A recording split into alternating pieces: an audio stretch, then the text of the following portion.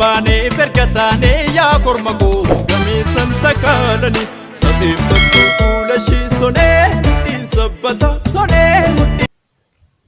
Hayyer kafuun akkam jirtu dhaggeeffattoota YouTube channel Mootii Multimedia bakka jirtan maatiin nageenyi keessan isiniif haa baay'atu jecha akkuma beekamu torbee darbe keessa seenaa weellee eessa jirtaa fi pirezidaantii jedhu kutaa tokkoffaa isiniif dhiyeessinee turre akka jaallattan abdii guddaa isinirraa qabna. Akkasumas seenicha kana kutaa afur akka qabnu ibsinee turre maarree guyyaa har'aaf kutaa lammaffaa isaa qabannee dhufnee jirra.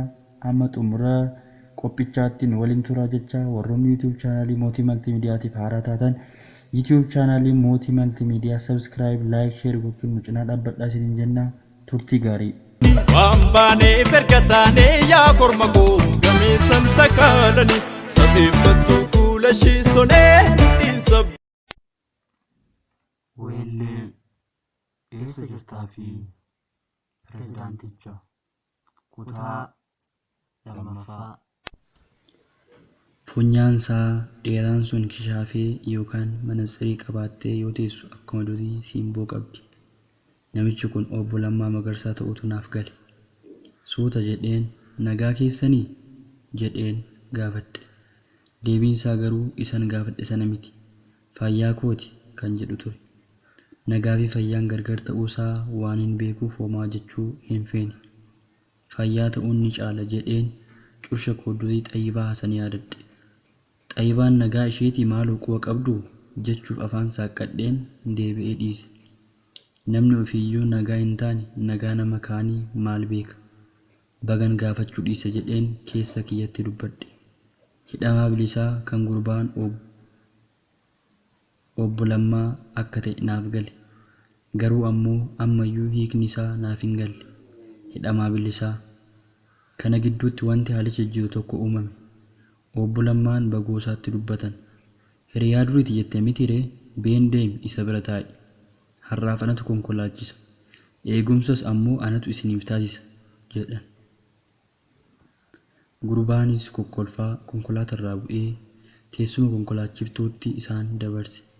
Garuu ammoo akka inni jedhe sanatti ana bira taa'ee osoo hin taane fuulduruma konkolaatichaatiin karaa harka mirgaa taa'e.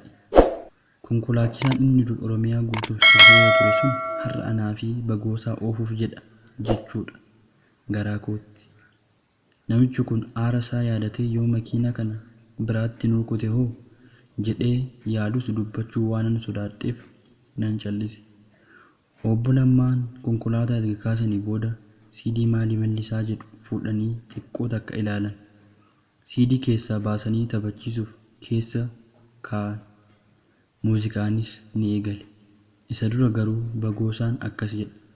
Intarneet irraa dhaggeeffachuuf jennee tajaajila intarneetii hin qabnu. Ji'atti yeroo tokko qofa konkolaataan nuuf heeyyamama. Har'a carraa kanatti fayyadamneet CD kana argachuuf dhufne jedhe gidduutti yaadaan bade. Muuziqaan haacuu lamaan isaaniif haaraa waan ta'eef yaadaan liqeeffaman. Tiraakii CD sanarra jiru keessaa tokkoffaarra kan jiru eessa jirta taphachuu eegaleera. Halkan guyyaa ijarraa nan baddu ciisee ka'ee waanuma keen yaadaa tokkichi koo kan dur dabarsine muudoo keenya yaadadheetan gadda eessa jirta maaloo koottu na wal'aantaa. Lafi keessaa bubbu'aa jirti. Hidhii isaanii ciniinaa halkan ammoo marii maranii addabaabaayii masqalaarraan garas naanna'an. Muuziqaan itti fufe. Waadaanaaf galti sana ni yaadattaa laataa moo jirrus ittoo ina dagatte laata. Hanga lubbuun jiru addunyaa tanarra furtuun gammachuu gosuma harka jira. Isa naan jette sana akkam goote adataa hafuura kee dhabeen barbaacha kee jiru. Eessa jirta maaloo koottu na wal'aantaa. Galee an hin eegne tokkon dhagaye. Obbo Lammaan harki isaanii mariirra jiru kirkiraa jira. Hirqinfuun dhagaye.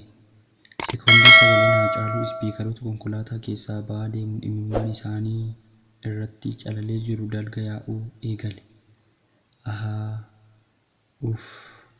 Sagaleewwan jedhan kan taaziyaa haadha ofiirratti booman fakkaatu.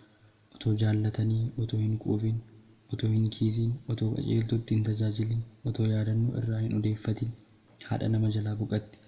Imimmaan gaafa boo'icha haadhaa roobu